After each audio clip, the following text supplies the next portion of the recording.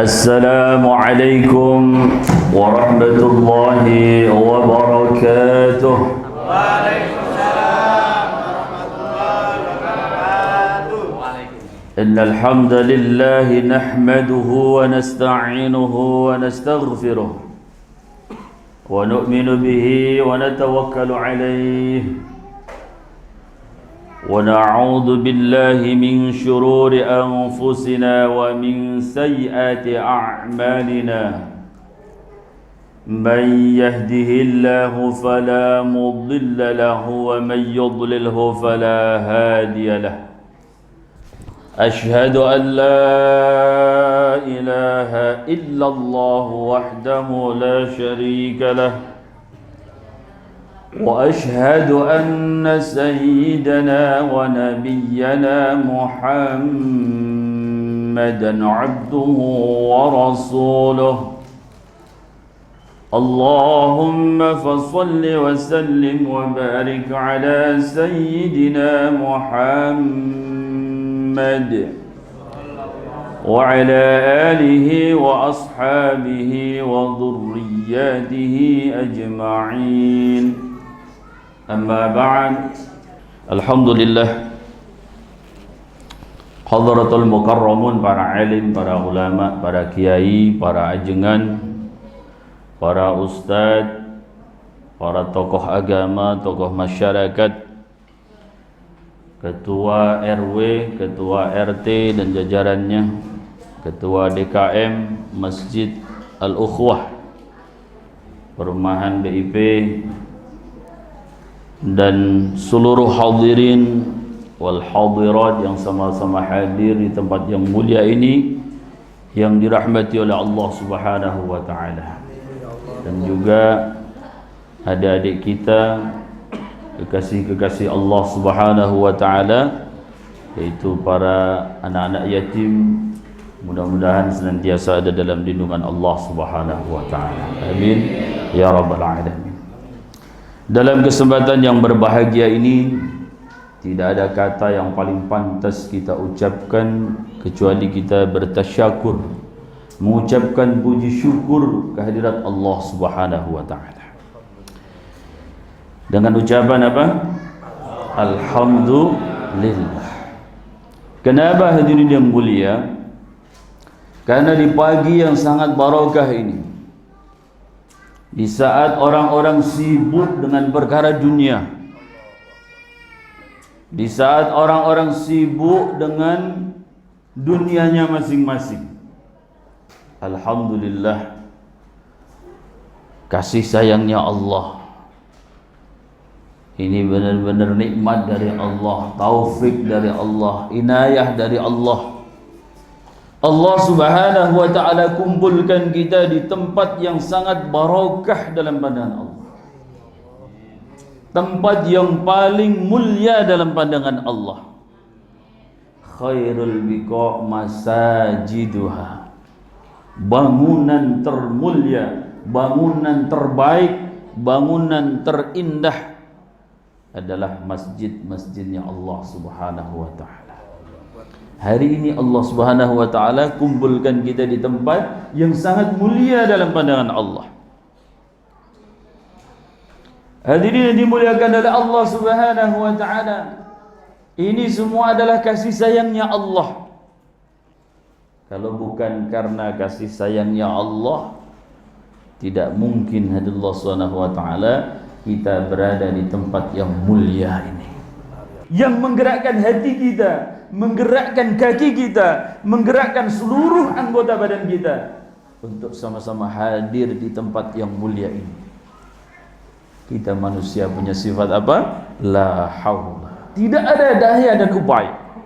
Bukan karena kita mampu, bukan karena kita kuat, bukan karena kita punya kesempatan, bukan karena kita sehat, bukan juga karena kita dekat.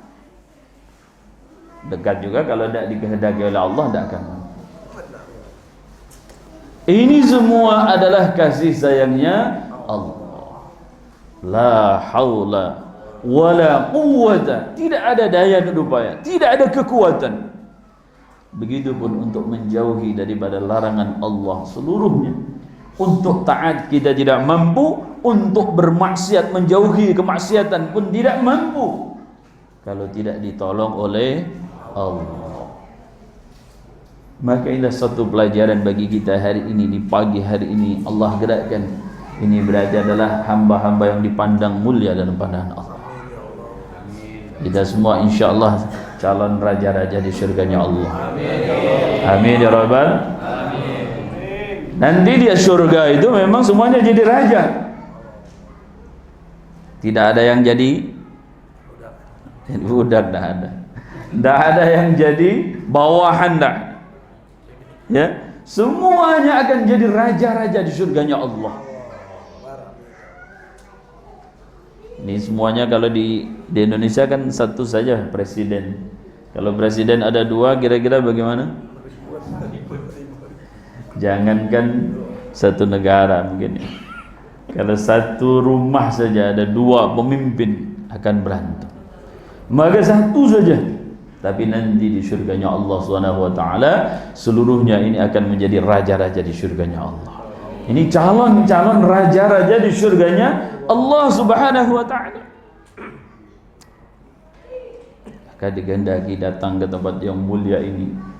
Ini adalah Allah Subhanahu wa taala benar-benar kanyaahna Allah, kasih sayangnya Allah, rahmatnya Allah. Kalau bukan karena rahmatnya Allah Subhanahu wa taala, mungkin hari ini kita masih sibuk dengan perkara dunia kita. Ada yang sibuk ke pasar, ada yang sibuk bertani, ada yang shopping, apalagi dari Ahadnya, ada yang mancing, ada yang kuliner. Ada yang mungkin sedang bermaksiat kepada Allah. Tapi hari ini Allah Subhanahu wa taala takdirkan diri kita ada dalam ketaatan kepada Allah Subhanahu wa taala. Di masjidnya Allah Subhanahu wa taala, di tempat yang paling dicintai oleh Allah Subhanahu wa taala. Dalam perkara apa? Dalam perkara ketaatan. Ya, dalam perkara ketaatan. Kita semua hendaknya kita niatkan supaya apa yang kita amalkan ini benar-benar mendapatkan ridha Allah. Niat utamanya adalah benar-benar mencari ridha Allah. Hanya mencari ridha Allah. Hanya biar Allah Subhanahu wa taala senang terhadap diri kita. Biar baginda Nabi sallallahu alaihi wasallam tersenyum kepada kita.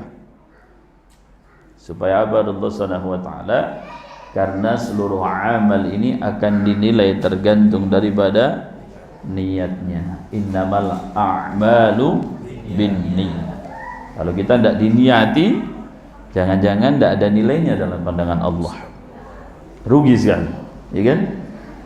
Bahkan perkara-perkara dunia sekalipun, kalau niatnya ini adalah karena Allah, maka Allah Subhanahu wa taala perkara tersebut akan menjadi perkara agama. Boleh jadi perkara agama, tapi Allah Subhanahu wa taala karena niatnya yang kurang baik, akhirnya hanya akan menjadi perkara dunia belaka. Salat, ya kan? Santunan anak yatim, silaturahmi, ngaji, tabligh akbar dan sebagainya, ta'lim, zikir, apapun itu. Kalau bukan karena liwajhillah, bukan karena liridha'illah, bukan karena ridha dari Allah Subhanahu wa taala, bukan karena ketaatan kepada Allah Subhanahu wa taala, tidak ada nilainya dalam pandangan. Maka insyaallah hari ini kita niatkan semuanya datang ke tempat ini semata-mata mencari ridha Allah. Subhanallah Subhanahu wa taala, supaya benar-benar Allah Subhanahu wa taala ini ada manfaatnya dunia sampai akhiratnya kita. Bapak hadirin dimuliakan Allah Subhanahu wa taala. Salawat beserta salam kita sampaikan kepada orang terbaik, Al-Mustafa Habibana wa Nabiyana Muhammad sallallahu alaihi wasallam. Beliau adalah Nabi yang sangat-sangat cinta terhadap umatnya. Keriusuannya luar biasa. Sampai digambarkan oleh Allah Subhanahu wa taala itu harisun 'alaikum bil mu'minina raufur rahim. Begitu cinta, begitu risau, begitu sayang terhadap umat ini. Baginda Nabi sallallahu alaihi wasallam kepada umat ini begitu cinta, sehingga hadirin Allah Subhanahu wa taala, beliau mengorbankan seluruh potensi hidupnya untuk umat ini. Potensi hidup beliau dimanfaatkan untuk umat ini, dikorbankan untuk umat ini, sehingga Allah Subhanahu wa taala detik-detik terakhir kehidupan baginda Nabi sallallahu alaihi wasallam, maka nafas-nafas terakhir beliau yang terucap dari bibir beliau yang mulia adalah ummati, ummati. Umat ini begitu dirisaukan oleh baginda Nabi sallallahu alaihi wasallam. Yang kedua apa? As-salah, as-salah. Yang ketiga an-nisa, an-nisa. Yang dirisaukan baginda Nabi sallallahu alaihi wasallam yang pertama adalah umat ini. Yang kedua adalah salat. Yang ketiga adalah wanita. Hadirin Allah Subhanahu wa taala. Sampai ajal beliau pun Allah Subhanahu wa taala datang. Yang dirisaukan sekali oleh baginda Nabi sallallahu alaihi wasallam adalah perkara. Hadirin yang dimuliakan oleh Allah Subhanahu wa taala, ketika baginda Nabi sallallahu alaihi wasallam dibangkitkan nanti di akhiratnya Allah Subhanahu wa taala, di yaumul ba'ts, ketika beliau dibangkitkan dari kubur beliau, maka pertama kali yang ditanyakan adalah umat ini. Aina ummati? Umat ini yang ditanyakan. Beliau tidak nanyai daripada istrinya, anaknya, cucunya, sahabatnya, tapi yang ditanyakan beliau adalah aina ummati? Di mana umatku? Maka hadirin dikatakan Allah Subhanahu wa taala, nanti seluruh manusia akan dikumpulkan di padang mahsyar. Dari zaman Nabiullah Adam alaihissalam, manusia pertama, sampai bayi yang terakhir lahir sebelum datangnya hari kiamat, dikumpulkan dalam satu tempat di padang mahsyar. Maka Allah Subhanahu wa taala, saat itu hamparannya bukan lagi tanah, hamparannya bukan marmer, hamparannya bukan karpet, hamparannya adalah tembaga. Lalu matahari didekatkan. Kira-kira bagaimana panasnya matahari didekatkan? Hari ini kita di dunia berapa jauhnya dengan matahari? Ya, di Purwakarta ini berapa jauhnya dengan matahari? Di kita di Indonesia ini Masya Allah jauh. Sebentar lagi tepat jam 12 atau jam 12 lewat, Masya Allah. Kalau toh kita tidak di dalam ruangan, di luar ruangan langsung kena matahari, bagaimana panas?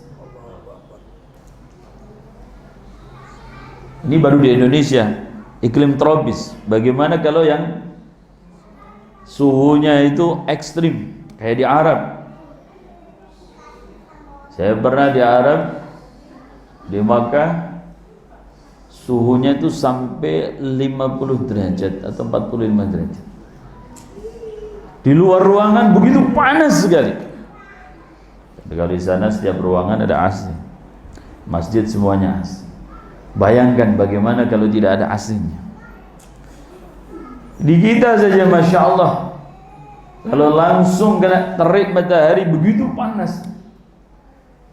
Tidak dapat kita bayangkan bagaimana nanti di yaumul mahsyar, ketika seluruh manusia dikumpulkan, hamparannya tembaga, matahari didekatkan.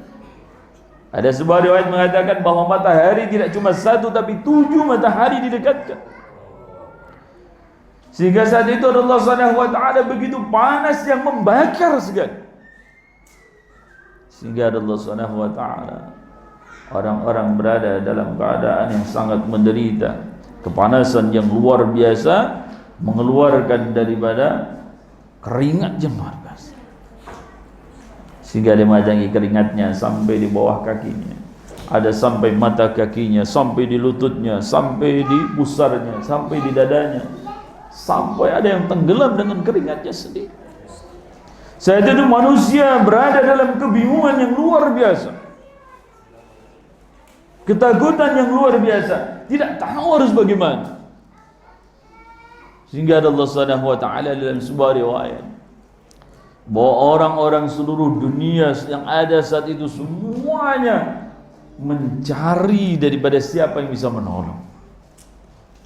Maka saat itu seluruh manusia, mungkin diri kita Allah alam, datang kepada kakek kita yang pertama, Nabiullah Adam alaihissalam, meminta syafaat dari Nabiullah Adam alaihissalam. Akan tapi Nabiullah Adam mengatakan, mohon maaf, hari ini aku belum bisa, aku juga punya masalah. Dahulu ketika aku di syurga, diberikan larangan oleh Allah Subhanahu wa taala untuk mendekati pohon khuld. Mendekat saja tidak boleh. Malah saya panjat, saya makan. Maka mohon maaf, hari ini aku belum bisa memberikan pertolongan, belum berikan syafaat. Tapi aku bisa memberikan satu nasihat kepada kalian semua. Kau datanglah kepada Nabiullah Ibrahim alaihissalam sebagai Khalilullah, kekasihnya Allah Subhanahu wa taala. Maka seluruh manusia berbondong-bondong datang kepada Nabiullah Ibrahim, meminta syafaat kepada Nabiullah Ibrahim.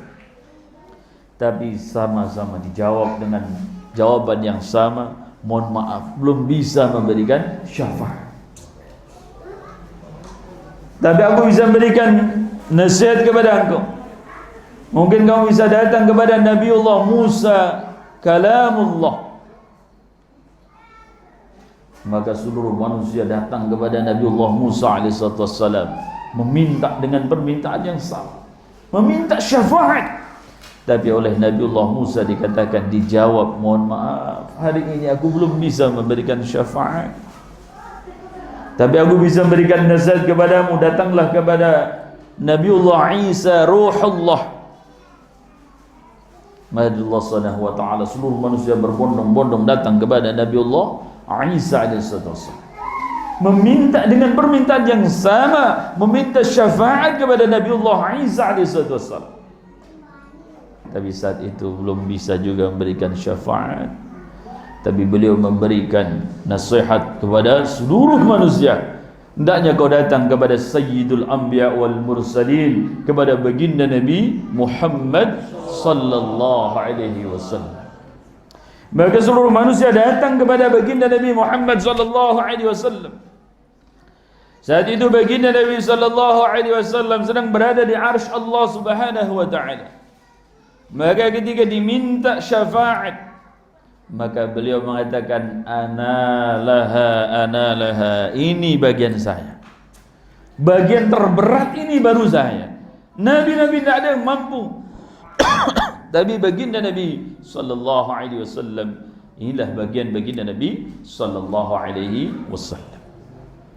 Maka saat itu baginda Nabi sallallahu alaihi wasallam melafazkan puji-pujian, melafazkan sanjungan kepada Allah Subhanahu wa taala. Yang ketiga, baginda Nabi sallallahu alaihi wasallam melafazkan hadis ini, beliau pun tidak tahu lafaz apa yang beliau sanjungan kepada Allah Subhanahu wa taala. Maka beliau tersungkur sujud di arsy Allah Subhanahu wa taala. Lalu datang perintah Allah, ya Muhammad irfa' rasaka, wahai Muhammad, angkat kepalamu, apa yang kamu minta akan aku penuhi. Maka apa permintaan baginda Nabi sallallahu alaihi wasallam? Permintaannya adalah syafaat kepada umat ini. Begitu cintanya baginda Nabi sallallahu alaihi wasallam, sehingga yang terlontarkan, yang dimintakan pertama kali adalah syafaat buat umat ini. Sehingga Allah Subhanahu wa taala saat itu syafaat seluruh anbiya alaihi wasallam berfungsi. Seluruh syafaat orang-orang alim berfungsi. Seluruh syafaat para penghafal Quran berfungsi. Seluruh syafaat kebaikan-kebaikan berfungsi semuanya. Setelah apa?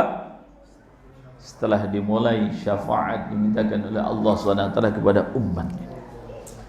Tidak begitu cintanya baginda Nabi sallallahu alaihi wasallam kepada umat ini.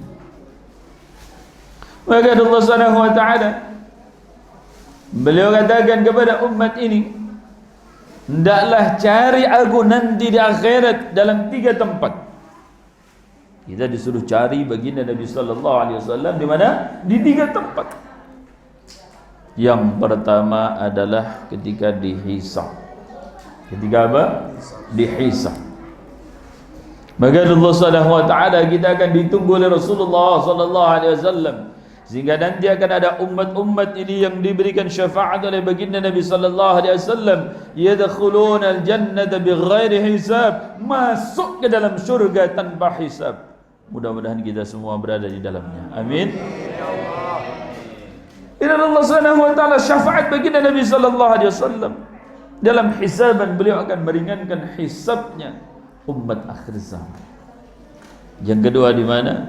Beliau menunggu dekat jembatan Siratal Mustaqim. Beliau akan doa kepada Allah, ya Rabbi salim salim, ya Allah selamatkan umatku. Panjang Siratal Mustaqim, kurang lebih 1500 tahun perjalanan. Perjalanan akhirat ini, bukan perjalanan dunia. Satu hari di akhirat sama dengan 1000 tahun di dunia. 1 tahun 500 tahun datar, 500 tahun turun, 500 tahun nanjak. Di bawahnya apa? Di bawahnya nerakanya Allah Subhanahu wa taala.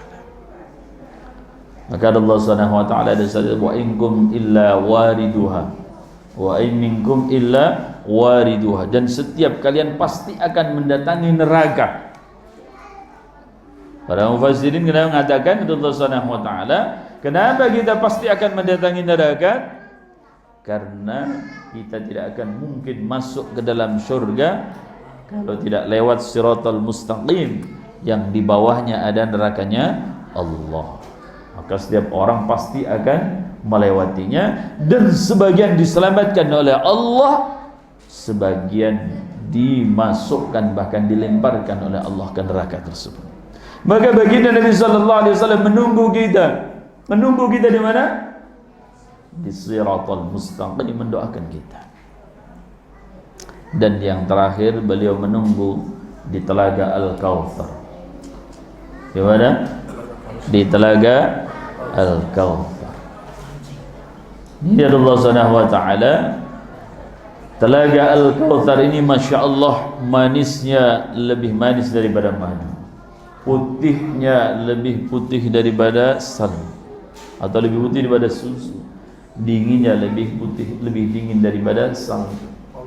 Satu teguk kita minum Telaga Al-Kautsar, selamanya tidak akan merasakan haus.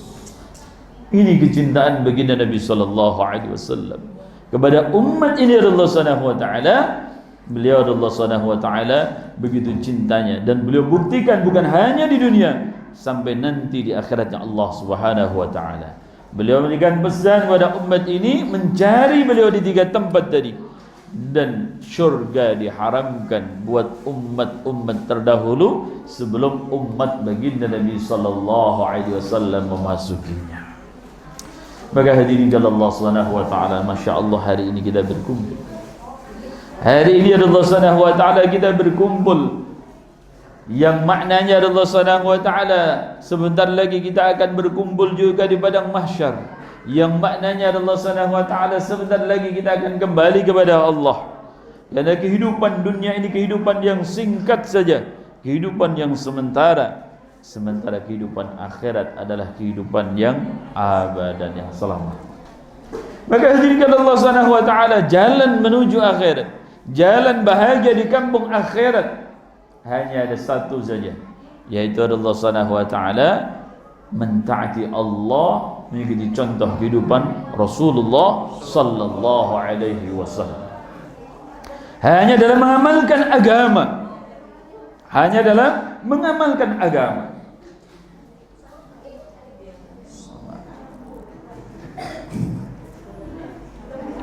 Break dulu. Ibu-ibu, mohon perhatian ya.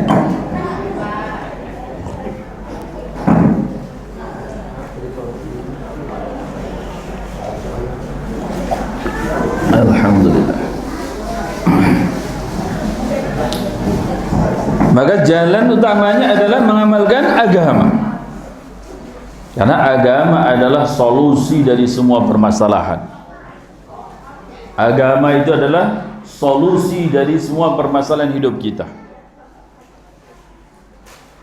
Apapun Allah Subhanahu wa taala dalam kehidupan kita di alam dunia ini, pada hakikatnya solusinya cuma satu, yaitu perkara agama. Hubungan kita dengan Allah Subhanahu wa taala. Allah katakan dalam Al-Qur'an, a'udzubillahi minasyaitonir rajim, wa man yattaqillaha yaj'al lahu makhraja wa yarzuqhu min haitsu la yahtasib wa man yatawakkal 'ala Allah fa huwa hasbuh. Yang artinya Allah alam bi muradih. Barang siapa bertakwa kepada Allah. Apa bertakwa kepada Allah? Yaitu arti takut kepada Allah adalah menjalankan seluruh perintah Allah, mengikuti contoh kehidupan Rasulullah sallallahu alaihi wasallam. Itu agama. Apa jaminannya? Yaj'al lahu makhraja.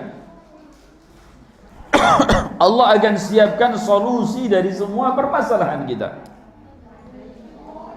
Jadi permasalahan hidup kita akan diselesaikan oleh Allah kalau ada takwa dalam kehidupan kita. Siapapun, jadi apapun, pasti kalau takwa beres semua masalah. Hari ini yang menjadi permasalahan itu karena kurang takwanya. Jadi yang tertinggi dalam kehidupan kita di alam dunia, presiden misalnya, kalau takwa beres.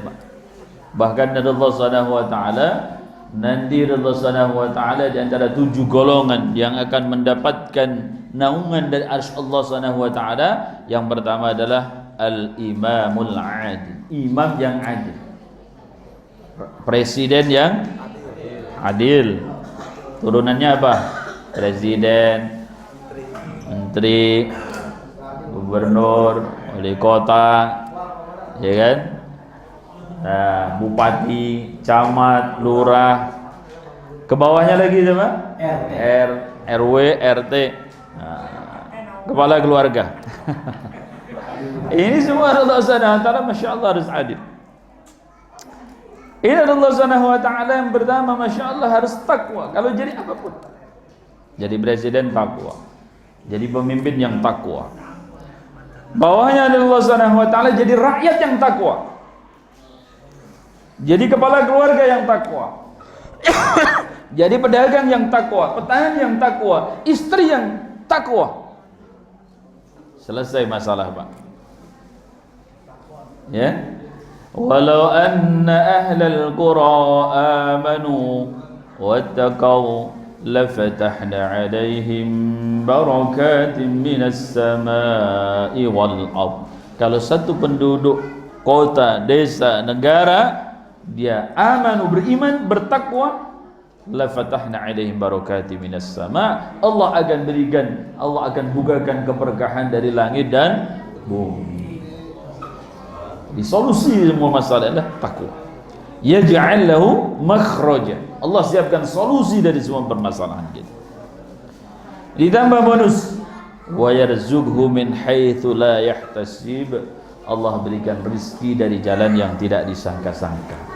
Kita sering baca, sering mendengar bahwa setiap orang belum tentu punya gaji.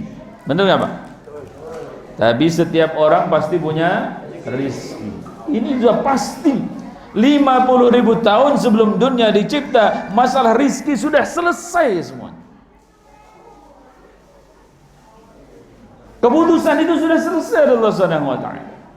Dan kalau kita bicara masalah takdir atau keputusan Allah, ada takdir mughram, ada takdir mu'allaq, ya kan? Ada takdir mughram itu kata Allah sunatullah yang tidak bisa diganggu gugat. Seperti halnya kelahiran kita, kematian kita, itu nggak bisa diganggu gugat, sudah keputusan Allah. Mau mencepatkan nggak bisa, mau menangguhkan nggak bisa, menahan kita dari tua nggak bisa. Ibu-ibu misalnya, ada ibu-ibu di dia, ayah ibu-ibu, menahan supaya tidak keriput bisa, menahan supaya rambut tidak memutih bisa, nggak bisa. Walaupun ada misalnya hari ini dengan kekuatan kehebatan teknologi atau kehebatan make up, ya, nenek-nenek di make up sehingga menjadi masya Allah glowing, cantiknya luar biasa misalnya begitu. Padahal aslinya jelek, hitam, tua. Kalau bahasanya ini mungkin top, tua, ompong, peot. Top sudah, ya. Masya Allah. Tapi kalau di make up kan bisa seperti Masya Allah kayak umur 17 tahun mungkin. Tapi dalamannya bagaimana? Apakah bisa dirubah? Tidak bisa. Siapa itu? Hanya Allah Subhanahu wa taala. Itulah takdir mughram, enggak bisa diganggu gugat. Ada takdir mu'allaq. Namanya mu'allaq, bergantung, berhubungan erat dengan diri kita. Ada seorang belajar, ya kan? Kalau dia belajar sungguh-sungguh, bisa takdirnya jadi pinter. Pekerja rajin jadi dapat kaya. Begitu kurang lebih ada Allah Subhanahu wa taala. Tapi pada akhirnya semua sudah diputuskan. 50.000 tahun sebelum dunia dicipta, semua sudah selesai. Tapi Allah katakan, wa yarzuqhu min haitsu la yahtasib. Allah berikan rezeki dari jalan yang tidak disangka-sangka. Kalau kita bertawakal kepada Allah, menyerahkan urusan hanya kepada Allah, maka Allah Subhanahu wa taala, Allah Subhanahu wa taala akan mencukupinya. Nah, gini, syarat untuk bahagia dunia akhirat hanya dalam perkara agama. Tapi dalam surat Al-Maun yang tadi saya bacakan, ngeri, ya kan? Ara'aita alladhi yukadzibu bid-din. Tahukah kamu siapa pendusta agama? Ini bahaya ini, Pak. Ya kan? Bahaya dari Allah Subhanahu wa taala. Syarat untuk mengamalkan syarat bahagia adalah dengan perkara agama, tapi Allah Subhanahu wa taala mengatakan siapa yang akan menjadi pendusta agama. Ternyata kalau kita kupas satu persatu dalam ayat ini, dalam surat Al-Ma'un ini, Allah Subhanahu wa taala, pendusta agama bukan pencuri, bukan penzina, ya. Tapi kalau Allah Subhanahu wa taala, masya Allah. Yang pertama apa? Fadzalika alladhi yad'ul, orang-orang yang menghardik anak yatim, aliasnya ini kan mafhum mukhalafnya berarti tidak menyantuni anak yatim, tidak memperhatikan anak yatim.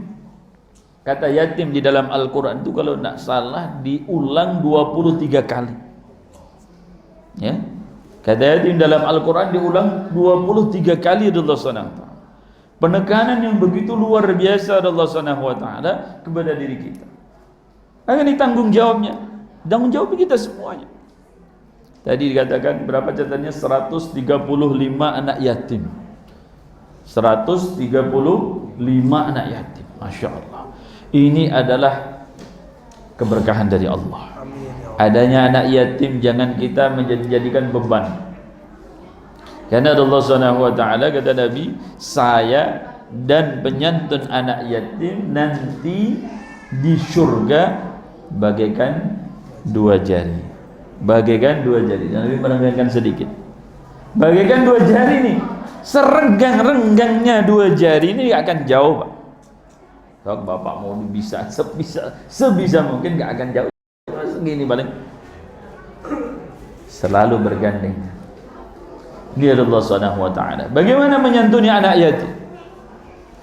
Allah Subhanahu wa taala perlu kita siapkan semuanya. Kita fikirkan semuanya. Ini tanggung jawab kita semuanya. Kalau tidak ada Allah Subhanahu wa taala, kita akan menjadi apa? Pendusta agama.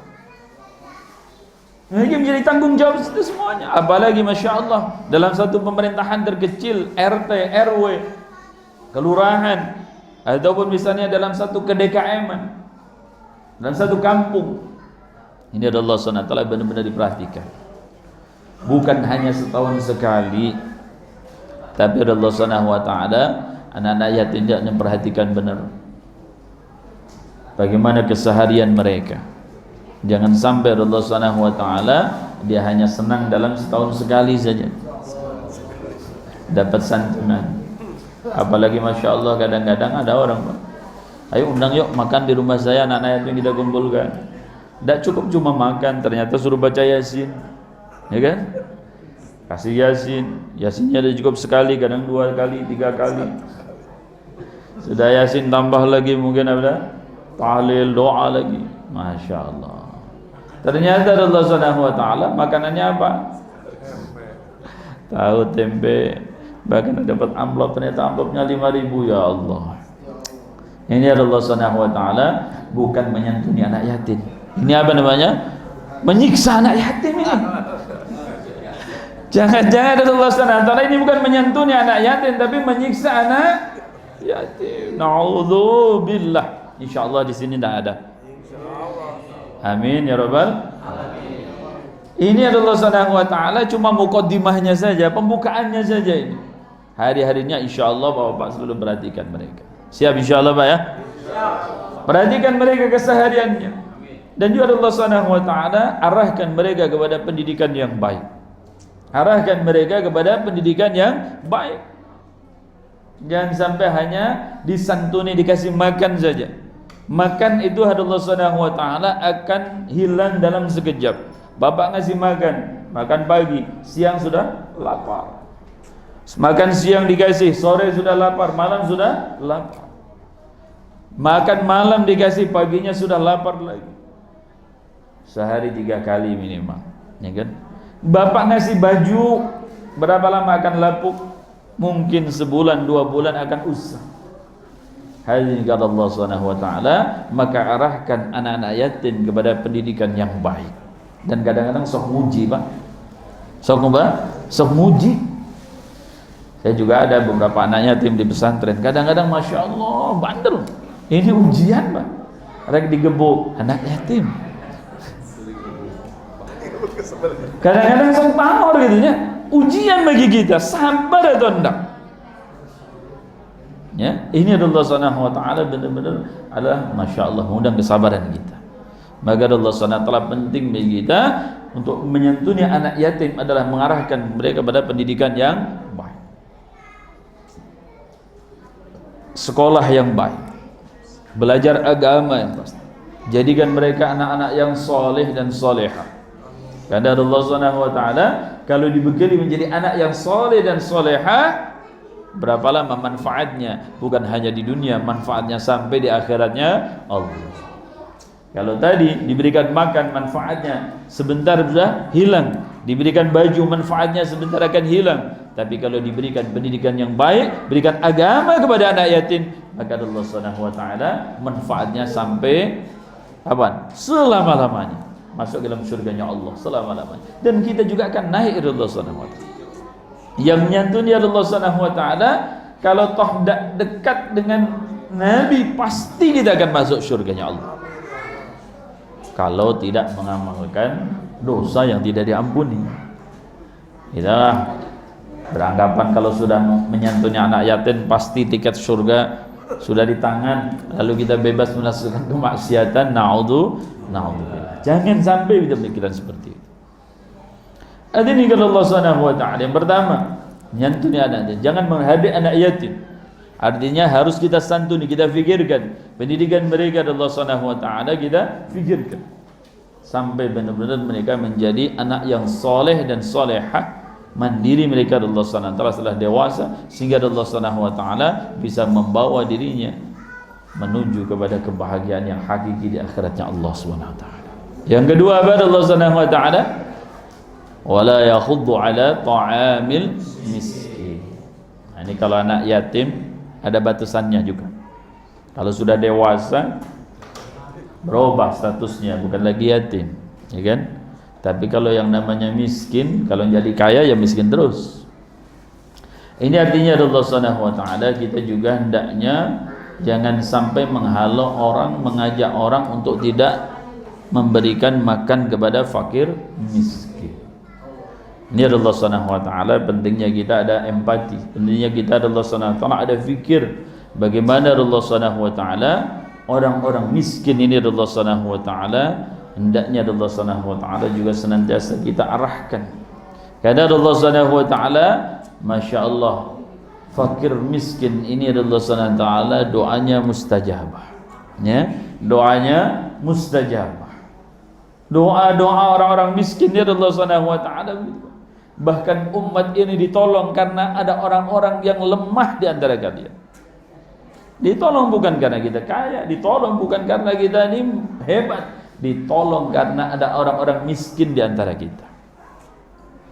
Hadirin Allah Subhanahu wa taala, maka ini penting sekali. Siap insyaallah ya, orang-orang miskin di antara kita, Masya Allah kita lihat ya, orang-orang miskin di antara kita hendaknya kita lihat, diperhatikan. Jangan sampai Allah Subhanahu wa taala mereka sampai kelaparan, kehausan, sampai Allah Subhanahu wa taala tidak tahu perkara agama. Ini kesalahan kita. Berikutnya Allah Subhanahu wa taala, nah ini Masya Allah, fawailul lil musallin. Celakalah orang-orang yang sholat. Kalau sampai situ mah ngeri Pak ya. Sholat kok celaka. Udahlah saya tidak usah sholat aja. Tambah bahaya Allah Subhanahu wa taala, ya kan? Yang sholat aja udah celaka, apalagi yang tidak sholat ini. Harusnya kan pikirnya begitu dibalik. Jangan malah wah yang sholat ada celaka, bahaya.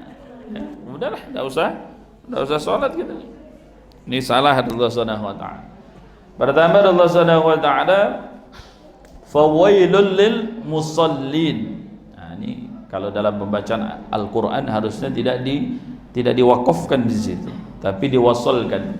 Fawailul lil musallin alladzina hum an salatihim sahun.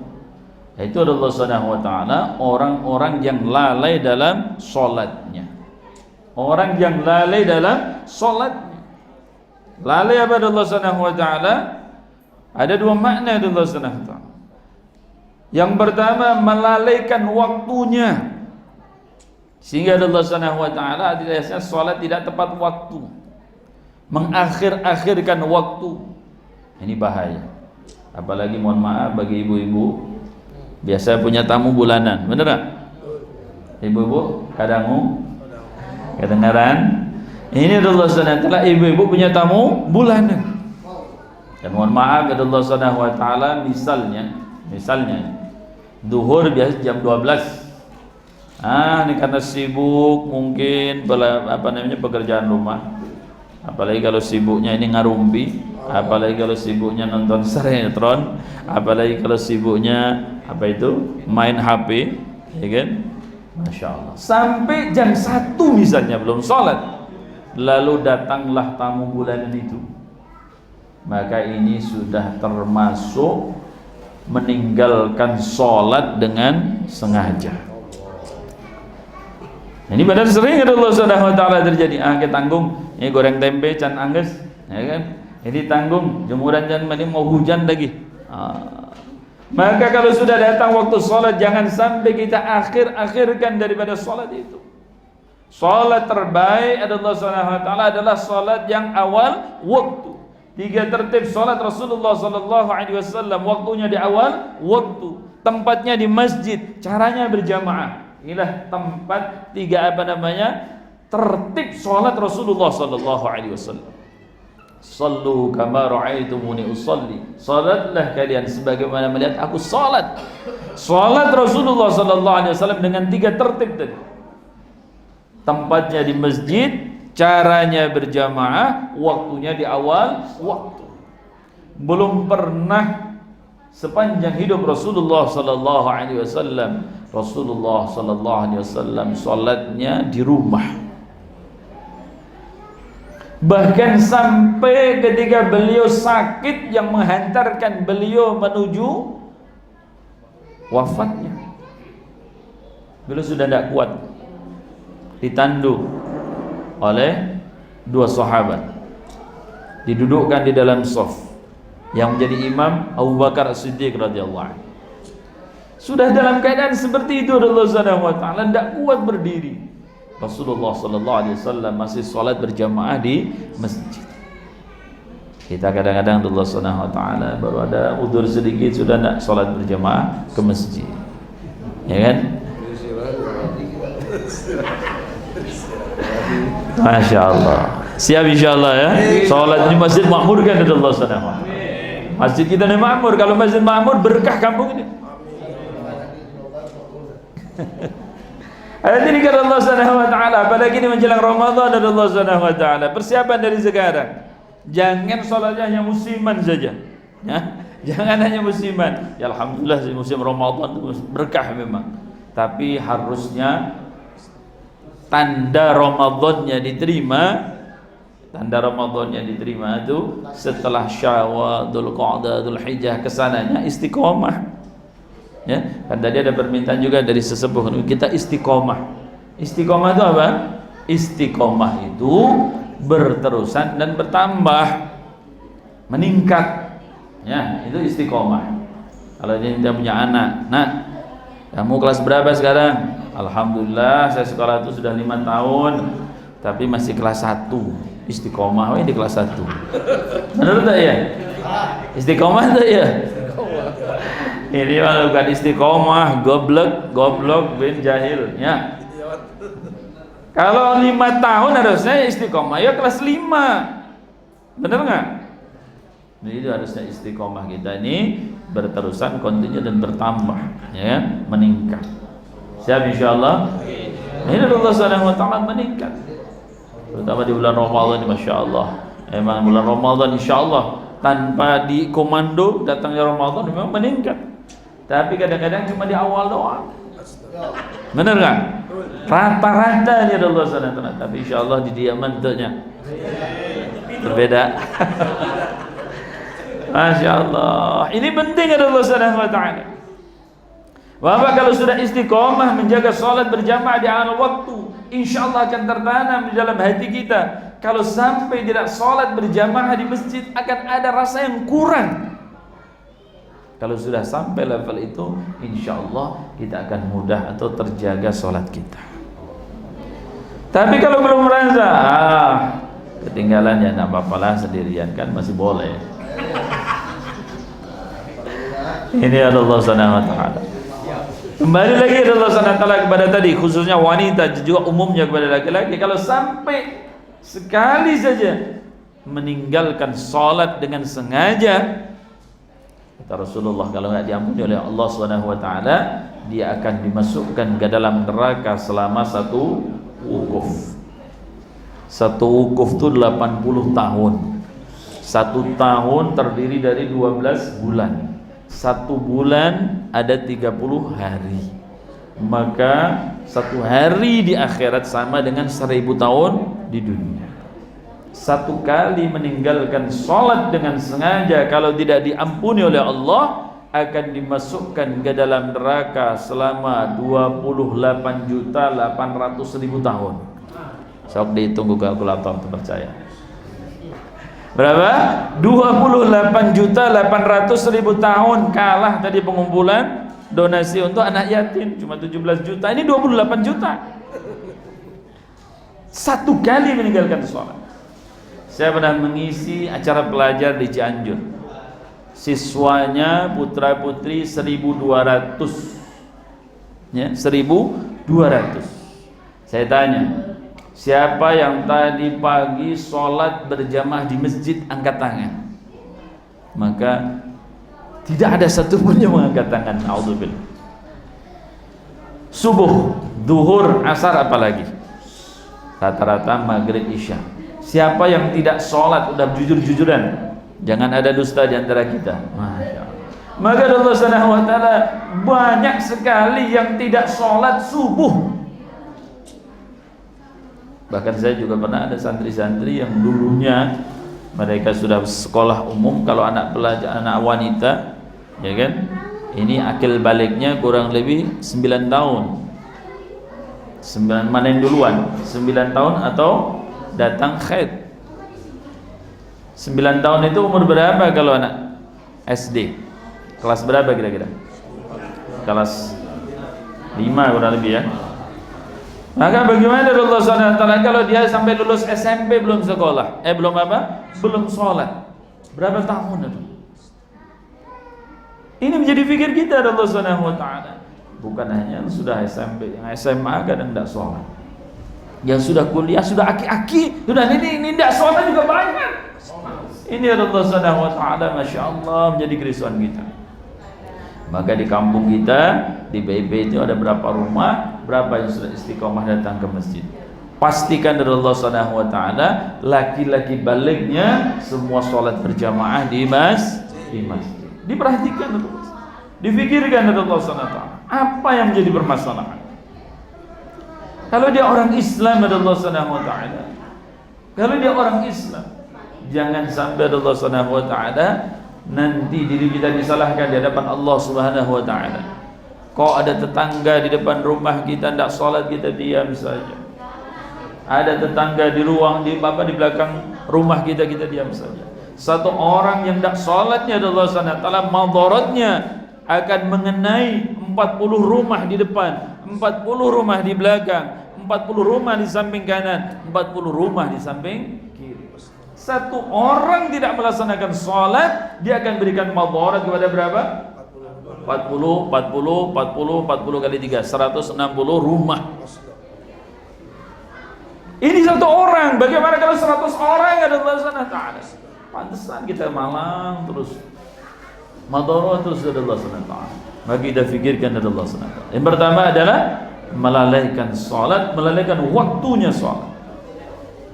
Yang kedua Allah Subhanahu wa taala, melalaikan salat ini Allah Subhanahu wa taala, lalai dalam salat yang kedua Allah Subhanahu wa taala, lalai dalam bilangan rakaatnya, tidak khusyuk di dalam salat.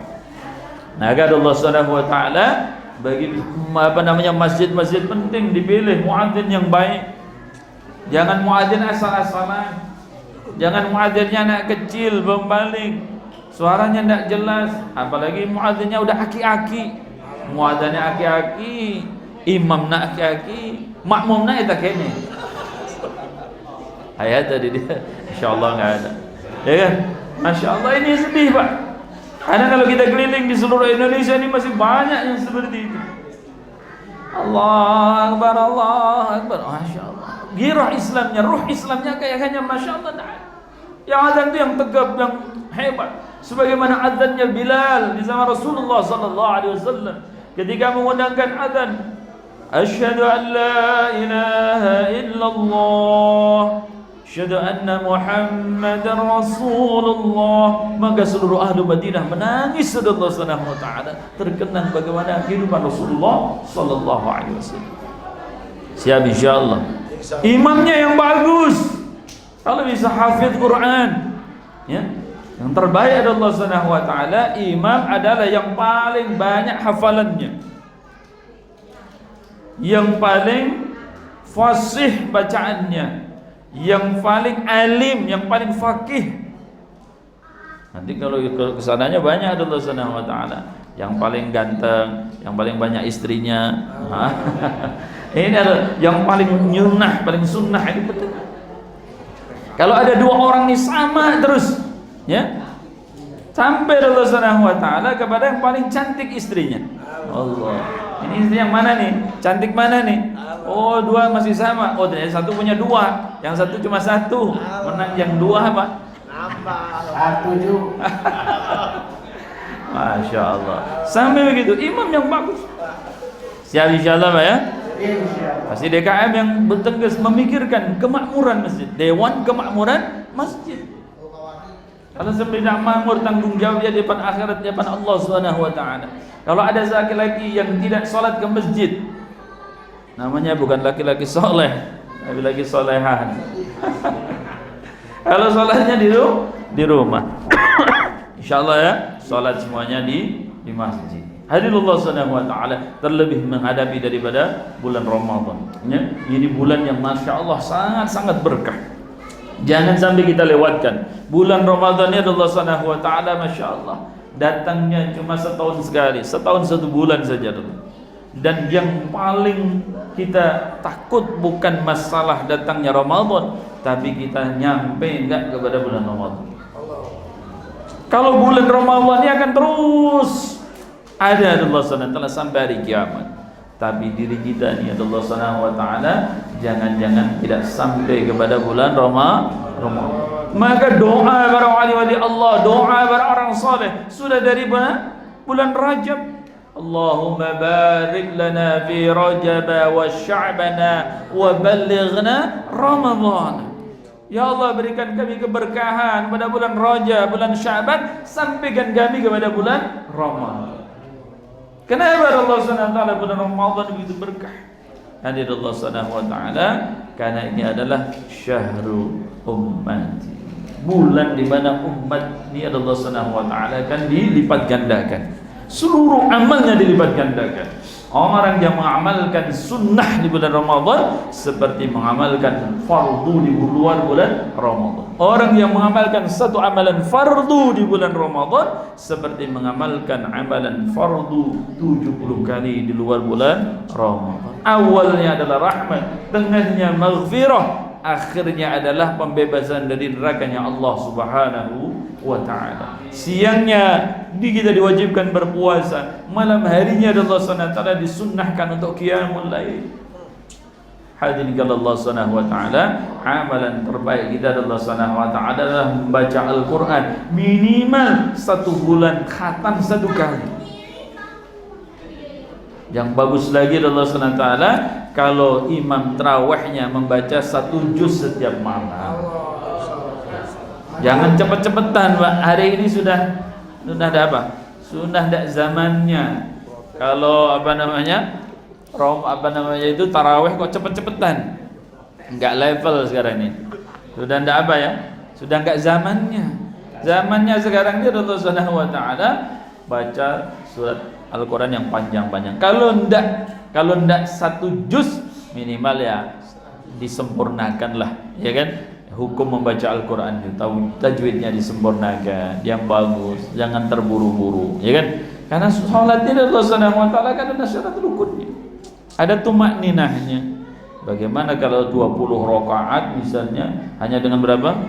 8 menit,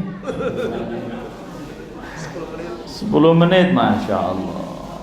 Biar misalnya kita lihat, jangan melihat jumlah berapa jumlahnya, tidak usah kita perselisihkan jumlahnya. Mau 11, mau 23, mau 36 atau berapa pun dari Allah Subhanahu wa taala, yang penting adalah baca Quran yang terbaik. Insyaallah ya, baca Quran yang terbaik. Kasih imam-imam terbaik. Makmumnya sabar dari Allah Subhanahu wa taala. Dan insyaallah nikmat. Saya pernah dari Allah Subhanahu wa taala ketika ziarah di Kudus ya, yang jadi imam waktu itu seorang hafidz Quran, suaranya luar biasa merdu. 2 juz setiap malam. 2 juz setiap malam. Tapi karena nikmat, karena indah, tidak terasa. Ya, 2 juz ternyata sudah selesai. Lalu kita lihat Allah Subhanahu wa taala di Masjidil Haram, masya Allah. Mungkin 3 jam, ya, 2 jam, 3 jam tarawihnya. Ya, ini ya Allah Subhanahu wa taala. Ya, di kita jangan sampai ketinggalan. Setiap insyaallah ya. Dan juga Allah Subhanahu wa taala di bulan Ramadan ini masya Allah saat rezeki kita diberkahkan, maka kesempatan dari Allah Subhanahu wa taala kita saling berbagi. Barang siapa memberikan makanan kepada orang yang berbuka, walaupun hanya 1 suap, atau sesisip daripada susu 1 teguk, ini adalah Allah Subhanahu wa taala, kita akan mendapatkan pahala yang luar biasa. Apalagi kalau 1 piring nasi, apalagi kalau 1 teko minuman, ya kan? Apalagi Masya Allah kita berikannya kepada anak-anak yang baca Al-Quran, tadarus Al-Quran, sholat tarawih, berbuka. Ini Allah Subhanahu wa ta'ala luar biasa. Jangan sampai Allah Subhanahu wa ta'ala kita takut rizki kita berkurang. Justru rizki yang abadi, rizki yang aman tersimpan di khazanah Allah adalah rizki yang sudah kita sedekahkan. Rizki yang sudah kita sedekahkan ini yang hakikatnya sudah dikirim ke akhiratnya Allah. Rizki yang sudah kita makan besok jadi apa? Jadi kotoran. Benar nggak? Nah, ini penting sekali Allah Subhanahu wa ta'ala. Sebentar lagi bulan Ramadan kita sambut dengan sukacita. Jangan sampai Allah Subhanahu wa ta'ala kita mikirkan yang lain, ya. Masalah tak punya apa-apa nanti insyaallah akan diberkahkan oleh Allah. Kalau kita sungguh-sungguh, jangan mikir baju lebaran dulu, jangan mikir rumahnya baru, jangan mikir ini itu. Ibadah kita yang sungguh-sungguh, belum tentu kita akan ketemu Ramadan tahun depan. Tapi mudah-mudahan kita senantiasa ketemu Ramadan dan akhirnya adalah husnul khatimah. Ini adalah Allah Subhanahu wa ta'ala. Berikutnya apa? Ya. Fadzalika alladziina yaqutu 'ala ta'amil fawaid musajjal 'ala al-musallin sahun alladziina hum yura'un. Ya. Tidak boleh riya Allah Subhanahu wa ta'ala dalam salat kita. Kita salat karena Allah Subhanahu wa ta'ala, jangan sampai kita riya. Hadirin kepada Allah Subhanahu wa ta'ala, Masya Allah, Allah Subhanahu wa ta'ala ini semua Allah Subhanahu wa ta'ala syarat bahagia dunia sampai akhiratnya Allah Subhanahu wa ta'ala. Tidak terasa Allah Subhanahu wa ta'ala sudah 1 jam lebih dari yang dijadwalkan, jam 10 sampai jam 11 ini sudah lewat, ya kan? Masya Allah. Mudah-mudahan Allah Subhanahu wa ta'ala pertemuan kita diberkahi oleh Allah Subhanahu wa ta'ala. Apa yang kita buat hari ini dipandang oleh Allah Subhanahu wa ta'ala sebagai amal yang saleh, yang nanti Allah Subhanahu wa ta'ala akan berikan pahalanya, yang kita semuanya akan mendapatkan keridhaan Allah Subhanahu wa ta'ala. Amin ya rabbal alamin. Mungkin ini yang kami sampaikan, benarnya dari Allah, kurang lebihnya mohon maaf. Insyaallah nanti doa terakhir langsung. Masyaallah kita doa insyaallah, mudah-mudahan apa yang kita hajatkan, hajat dunia kita, hajat akhirat kita, semua yang ada dalam hati-hati kita yang kita niatkan semua dikabul oleh Allah Subhanahu wa ta'ala. Ala hadaniyah wa likuni salati wa ila hadratin Nabi Mustafa Muhammad sallallahu alaihi wasallam. Al-Fatihah. أعوذ بالله من الشيطان الرجيم. بسم الله الرحمن الرحيم. الحمد لله رب العالمين الرحمن الرحيم مالك يوم الدين إياك نعبد وإياك نستعين اهدنا الصراط المستقيم صراط الذين أنعمت عليهم غير المغضوب عليهم ولا الضالين. اللهم صل وسلم على سيدنا وحبيبنا شفينا وظهرنا ومولانا محمد وسلم رضي الله تبارك وللصحابة رسول الله أجمعين. الحمد لله رب العالمين حمدا يوافي نعمه ويكافئ مزيده. يا ربنا لك الحمد كما ينبغي لجلال وعظيم سلطانك. اللهم اغفر للمؤمنين والمؤمنات والمسلمين والمسلمات الأحياء منهم والأموات برحمتك يا أرحم الراحمين. ربنا ظلمنا أنفسنا وإن لم تغفر لنا وترحمنا لنكونن من الخاسرين. ربنا لا تزغ قلوبنا بعد إذ هديتنا وهب لنا من لدنك رحمة إنك أنت الوهاب. ربنا هب لنا من أزواجنا وذرياتنا قرة أعين واجعلنا للمتقين إماما. رب اجعلني مقيم الصلاة ومن ذريتي ربنا تقبل دعاء. اللهم اهد قومي فإنهم لا يعلمون. اللهم اجعلنا من أهلنا تلاميذنا من أهل القرآن الذين أهلك وخاصتك يا رب العالمين. اللهم اجعل القرآن لنا في الدنيا قرينا وفي القبر مونسا في القيامة الشفيعا للصراط نورا وإلى الجنة رفيقا ومن النار سترا وإجابة الخلد كلها دليلا وإماما بفضلك وجدك وكرامك يا أكرم الأكرمين رحم الراحمين اللهم ارزقنا زيارة بيتك المعظم ورسولك المكرم في هذا العام وفي حسن الحال اللهم إن هذا المعاد مهدنا وعابد وخادم دينا تقبل منا أعمالنا واغفر لنا ذنوبنا كفر عن سيدنا نصر عزيزا اللهم ارزقنا يا الله زيارة بيتك المعظم ورسولك المكرم في هذا العام وفي حسن الحال ربنا آتنا في الدنيا حسنة وفي الآخرة حسنة وقنا عذاب النار وادخلنا جنة الأبرار يا عزيز يا غفار يا رب العالمين صلى الله على خير خلق سيدنا محمد صلى الله عليه وسلم سبحان ربك رب العزة عما يصفون والسلام على المرسلين والحمد لله رب العالمين الفاتحة